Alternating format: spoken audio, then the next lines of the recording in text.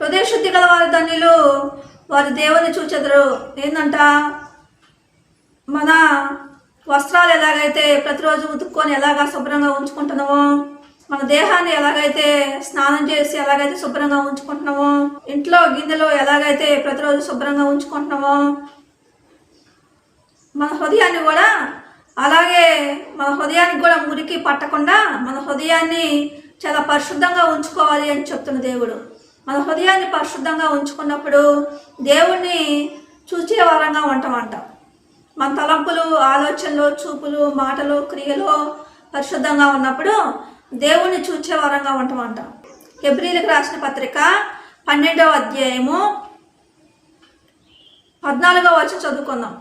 పరిశుద్ధత లేకుండా ఎవడను ప్రభువును చూడడు. ఏంటంట, హృదయం పరిశుద్ధంగా లేకపోతే, మన హృదయం మురికిగా ఉంటే దేవుని చూడలేమంట.